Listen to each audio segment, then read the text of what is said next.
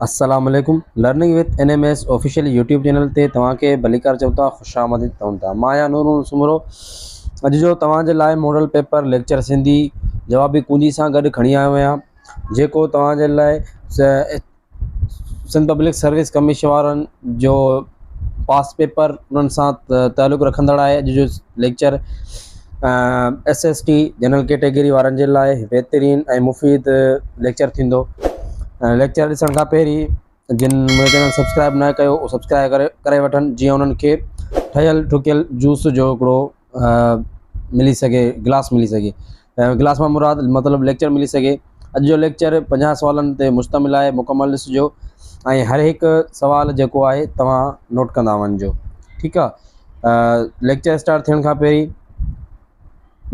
सभ खां पहिरियों सुवालु आहे, सभु सब्सक्राइब जी ॻाल्हि करे चुको आहियां, ठीकु आहे। सभ खां पहिरियों सुवालु आहे,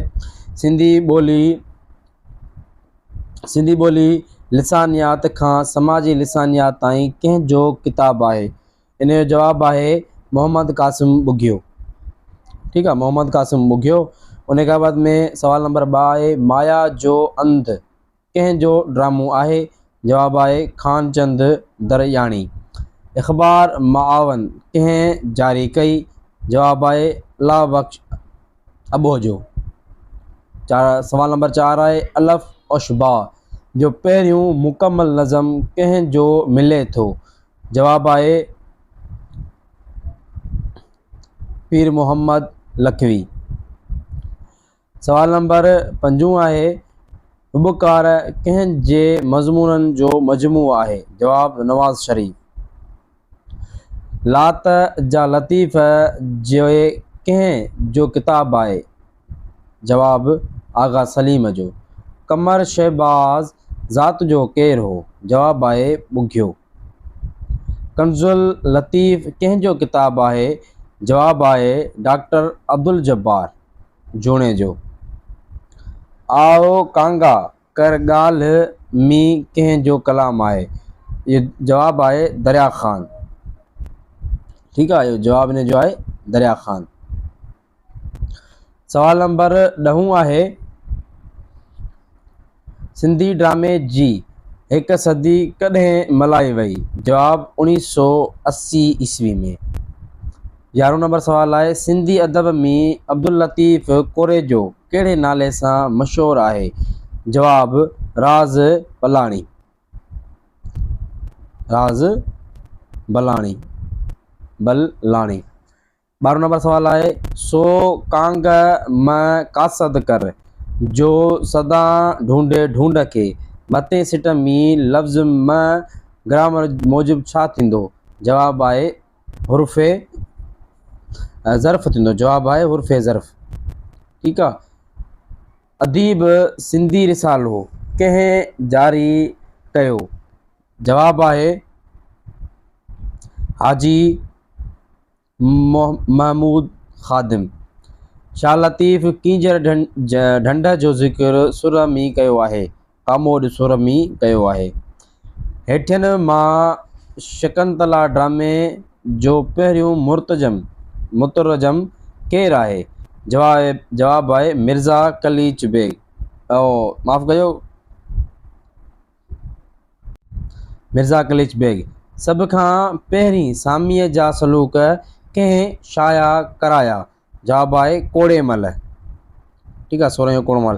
ताराचंद शोकेराम जो मुरतब कयल शाह जो रिसालो कहिड़े नाले सां मशहूरु आहे? जवाबु आहे तइलीम खाते वारो छापो। सिंधी ॿोलीअ जा मुहक़क़ ऐं उन्हनि जे तहक़ीक़ कंहिंजो किताबु आहे? जवाबु आहे हिदायत प्रेम। हबीब पब्लिकेशन जो बुनियादु कंहिं विधो? जवाबु आहे शेख राज़। मोहन जो दड़ो कंहिंजो नाविल आहे? जवाबु अली बाबा। लोक अदब ते किताब रुठी आहे घोट खां कंहिंजो लिखियलु आहे? जवाबु आहे अल्ताफ़ शेख।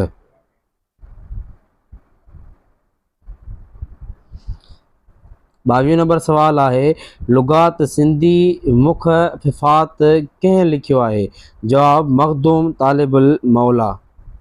किताब साहड़ जा सिंगार कहिड़ी सनफ़ ते लिखियल आहे?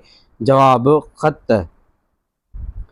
के विसरनि न मोर कंहिं जो किताब आहे? जवाब नूरुद्दीन सरकी। 25 नंबर सवाल आहे ॿेट में झॿेट कहिड़े क़िस्म जी तजनीस आहे? जवाब आहे तजनीस ज़ायद। कातीअ कुनी ॾोह ॻन वढंदड़ हथ में मथे सिट लफ़्ज़ वढींदड़ छाखे ज़ाहिर करे थो? जवाब आहे इस्मे फ़ाइल खे। सचल सरमस्त जो पहिरियों रिसालो कंहिं शाया कयो? जवाब आहे मिर्ज़ा अली कली बेग। माटीअ मंझि मुही कंहिं जो किताब आहे?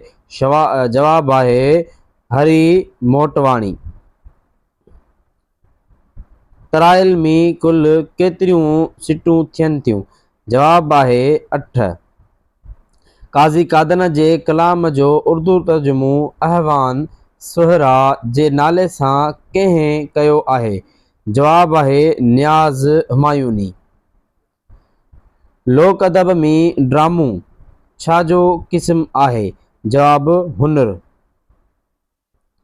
डॉक्टर नबी बख्श बलोच कहिड़े साल में ॼाओ?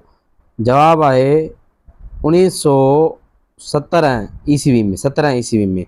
मुई ईसा सिंधी जा बैत कंहिं जी तहक़ीक़ आहे? जवाब आहे डॉक्टर फ़हमीदा। जवाब आहे मुमताज़ मिर्ज़ा।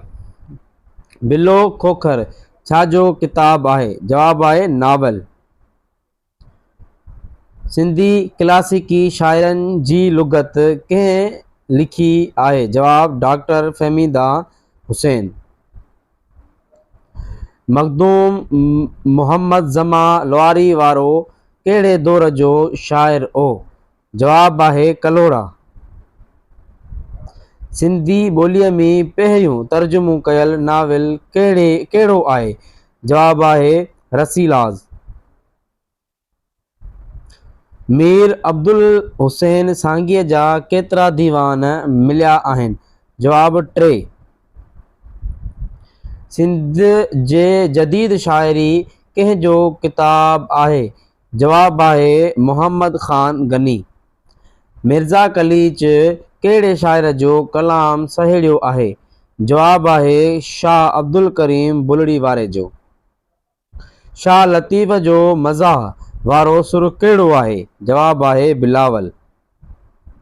हेठियनि सफ़रनामे जो किताब कहिड़ो आहे? जवाब आहे वायूं वण जारनि जूं। मुंहिंजी मिठड़ी सिंध किताब जो मौज़ू छा आहे? जवाब आहे नावल। सामीअ सॼ वड़ा कंहिं जो नाविल आहे? जवाब आहे मुराद अली मिर्ज़ा। 45 नंबर सवाल आहे हेठियनि मां शाह जे रिसाले जी लुगत कहिड़ी आहे? जवाब आहे गरीबुल लुगात। 46 नंबर सुमरन जे दौर जो पहिरियों रोमानवी दास्तान कहिड़ो आहे? जवाब आहे सस्वी पुनू। किशन चंद बेवस जे शेरनि शहर जो महाग कंहिं लिखियो? जवाब आहे डॉक्टर इब्राहिम खलील। खान बहादुर मोहम्मद सिद्दीक मेमून जे सिंध जे अदबी तारीख़ केतिरनि जुल्दनि ते शाया थी हुई? जवाब आहे 2। मुहम्मद ज़मा लवारी वारे जा कुल केतिरा बेत मिलिया आहिनि? जवाब आहे 84। 50 आख़िरी सवाल आहे मज़ाहिया अफ़साननि जो मजमूओ मासी ऐं मजीद कंहिं जो लिखियल आहे? जवाब आहे मोहम्मद हुसैन किरोड़पति। ये 50 सवाल मुकमल थी चुका आहिनि मॉडल पेपर लेक्चर सिंधी जा। जेके जवाबी कुंजी सां गॾु तव्हांखे अॼु जे लेक्चर में असां ॿुधाया अहिड़ा ॿिया वीडियो ॾिसण में तव्हांखे मिलंदा ऐं बिल्कुलु तयारु थियल मिलंदा ऐं अहिड़ा मुफ़ीद मिलंदा जेको तव्हांखे कंहिं बि टेस्ट में बआसानी सां कामयाबी माणाए सघनि था। सो ॾिसंदा रहो असांजो यूट्यूब चैनल। ऐं ॿियो त उमेदु कयां थो तव्हांखे मुंहिंजो लेक्चर पसंदि आयो हूंदो। लाइक शेयर कमेंट ज़रूरु कजो जीअं तव्हांजे रिस्पॉन्स जी असांखे ख़बर पई सघे। मिलंदासीं कंहिं वरी नई वीडियो में, तेसिताणी असांखे ॾियो इजाज़त। अल्लाह निगहबान। Thank you very much.